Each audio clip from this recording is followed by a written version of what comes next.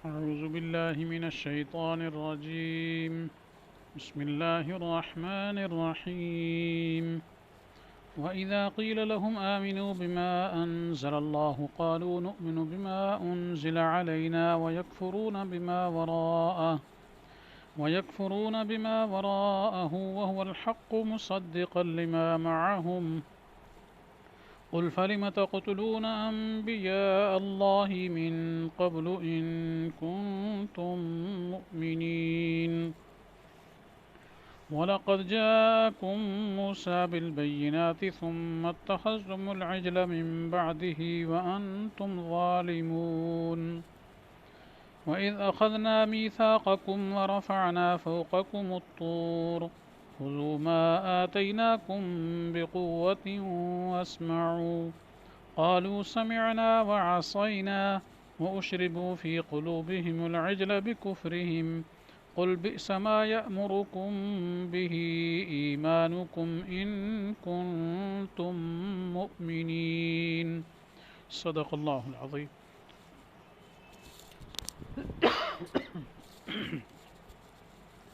ان آیات کا ترجمہ یہ ہے اور جب ان کے لیے کہا جاتا ہے کہ ایمان لاؤ اس چیز کے ساتھ جو اللہ نے نازل فرمائی ہے، تو کہتے ہیں کہ ہم مانتے ہیں جو اللہ تعالیٰ نے ہمارے اوپر اتارا ہے، اور وہ انکار کرتے ہیں اس کے علاوہ کا، حالانکہ وہ حق ہے، تصدیق کرنے والا ہے اس چیز کی جو ان کے پاس ہے۔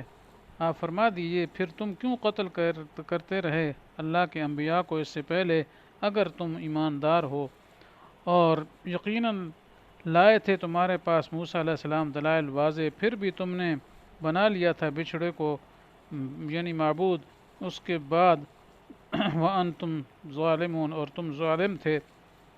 اور جب ہم نے وعدہ لیا تھا تم سے اور بلند کر دیا تمہارے اوپر کوہ طور کو، تو پکڑو جو ہم نے تمہیں دیا ہے قوت کے ساتھ اور سنو، تو کہنے لگے ہم نے سن لیا اور نہ مانا، اور پلائی گئی ان کے دلوں کے اندر بچھڑے کو یعنی اس کی محبت کو بوجہ ان کے کفر کے۔ تو آپ فرما دیجئے بری ہے وہ چیز جس کا تمہیں ایمان تمہارا حکم دیتا ہے اگر تم ایماندار ہو۔ تو ان آیات میں یہود کے ایک قول باطل کو کئی دلائل سے کیا ہے باطل قرار دیا گیا، اس کی تردید کی گئی ہے۔ تو یہودیوں کے بارے میں یہ فرمایا کہ جب ان کو کہا جاتا ہے کہ آمنوا بما انزل اللہ، یعنی جو اللہ نے اتارا ہے، مراد یہ ہے جو کچھ بھی اللہ نے اتارا ہے اس کو مانو، مقصد یہ تورات، اس کے علاوہ دوسری کتب زبور، انجیل، قرآن پاک۔ تو وہ جواباً کیا کہتے ہیں، نؤمن بما انزل علینا، تو ہم تو صرف جو ہے نا وہی مانیں گے جو ہمارے اوپر اتری۔ مراد کیا ہے کہ جو تورات موسیٰ علیہ السلام لائے تھے جی، تو وہ ہمارے آباء و اجداد نے پڑھی، ہم بس اسی کو مانتے ہیں، اور فرمایا باقی سب کا انکار کرتے ہیں، نہ انجیل کو مانتے ہیں نہ قرآن کو مانتے ہیں۔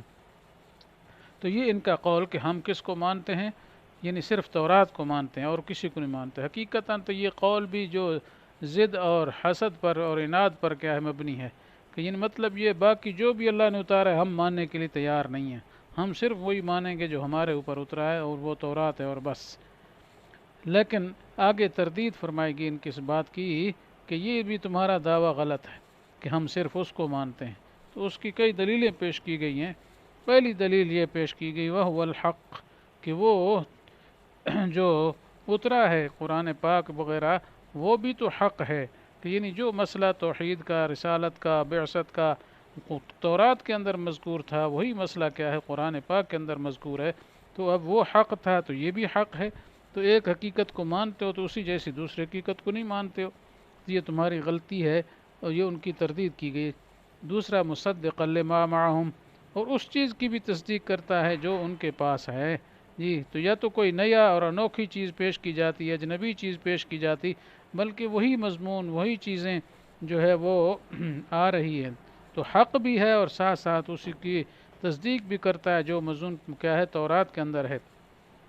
تو یہ دوسری دلیل ہے ان کے اس بات کے کیا باطل ہونے کی۔ آگے فرمایا تم جو کہتے ہو ہم صرف کیا ہے تورات کو مانتے ہیں، تو پھر انبیاء اللہ کے نبیوں کو کیوں قتل کرتے رہے؟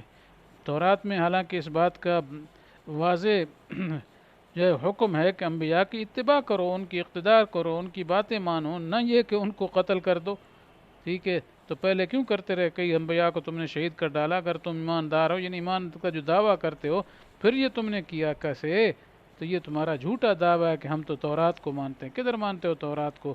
تورات کو مانتے ہوتے تو کبھی کسی نبی کی گستاخی نہ کرتے، قتل کرنا تو بڑی دور کی بات ہے، اس لیے یہ دعویٰ تمہارا جھوٹا ہے۔ یہ 3 دلیلیں ان کے دعوے کے رد کے طور پر یہاں ذکر کی گئیں۔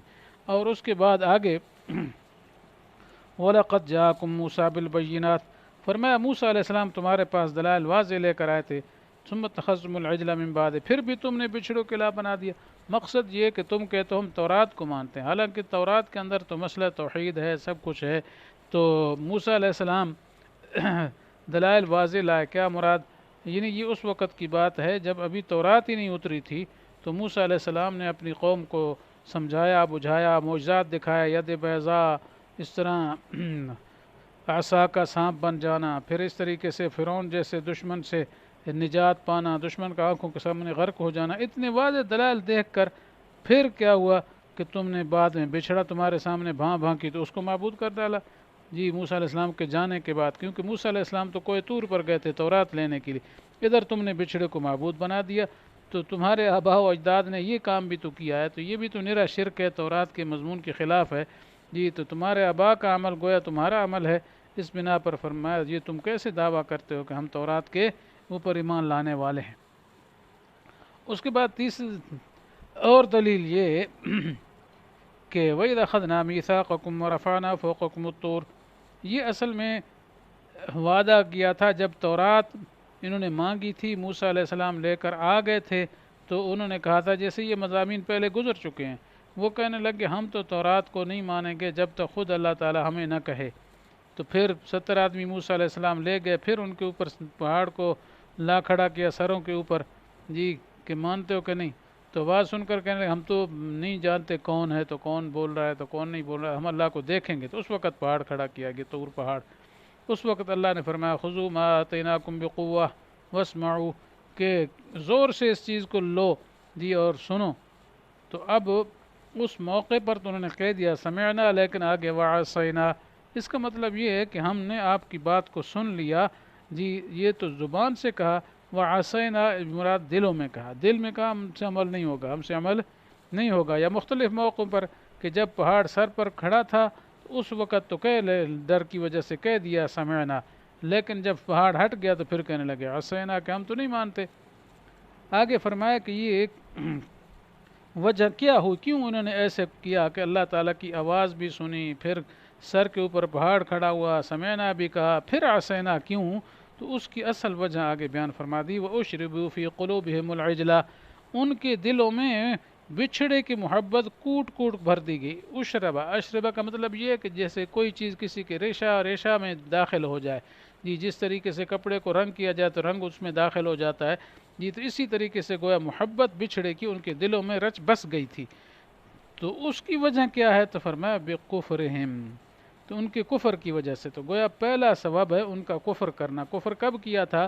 یہ کفر انہوں نے کیا تھا جب دریائے شور کو پار کرنے کے بعد جب باہر آئے نا، تو فرعون ادھر غرق ہوتا دیکھ کر تو آگے دیکھا جی کہ کچھ لوگ ہیں انہوں نے بت کے آس پاس بیٹھے ہوئے ہیں، ان کے آس پاس چوم چاٹ رہے ہیں، اس سے حاجتیں مانگ رہے ہیں، ٹھیک ہے؟ تو اس وقت موسیٰ علیہ السلام سے کہنے لگے اجعل لنا الہا کما لہم آلہہ، ہمارا بھی ایسا معبود ہونا چاہیے جیسے ان کا، یعنی ہم بھی بت کوئی بنا کے اس کی پوجا کریں، مقصد یہ تھا۔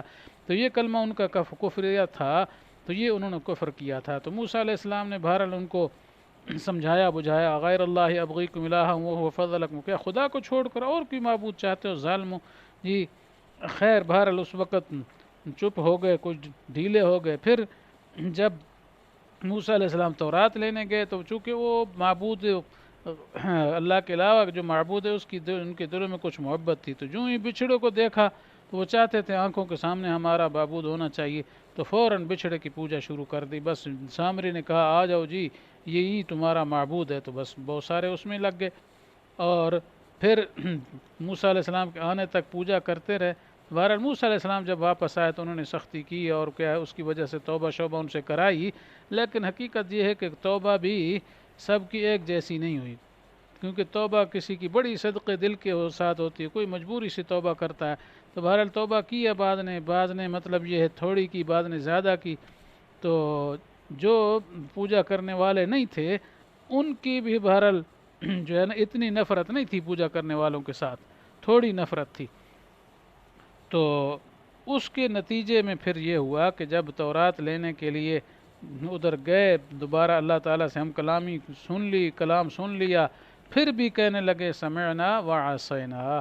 تو یہ قرآن بیان کر رہا ہے وَأُشْرِبُهُ فِي قُلُوبِهِمُ الْعِجْلَ بِكُفْرِهِمْ، کہ ان کے دلوں میں بچھڑے کی محبت جو رچ بس گئی تھی لیکن ان کے پہلے کفر کی وجہ سے۔ تو فرمایا کیا تم کہتے ہو ہم صرف تورات کے ماننے والے ہیں، موسیٰ علیہ السلام کے پروگرام میں کیسے مانا تم نے؟ یہ حالات ہیں تمہارے، اس لیے فرمایا قُلْ بِئْسَ مَا يَأْمُرُكُمْ بِهِ ایمانکم، اگر یہی تمہارا ایمان ہے، ان کن تم واقعی تم مومن ہو، تو پھر تو تمہارا ایمان تمہیں بڑے برے حکم دیتا رہا ہے، خدا کی آواز سن کے نافرمانیاں کرتے رہے اور اوپر کہتے رہے سمینا، تو اندر کہتے رہے عصینا، تو اس وجہ سے یہ تمہارا دعویٰ کہ ہم تورات کو مانیں گے اور کسی کو نہیں مانیں گے یہ نہایت ہی غلط ہے، اور ویسے ہی بس زبانی کہتے ہو، جی اگر مانتے ہوتے تو پھر کیا ہے یہ باقی باتیں تمہاری نہ ہوتی۔ تو بہرحال یہ یہود کی بقول کی کیا ہے 5 وجوہ سے ترجیح کر دی گئی ہے، پھر اس کے بعد آگے انشاءاللہ مضمون اور آ رہا ہے تو وہ انشاءاللہ آئندہ درس میں ہوگا۔ اللہ تعالی ہمیں صحیح سمجھ نصیب فرمائے۔ وآخر دعوانا ان الحمد للہ رب العالمین۔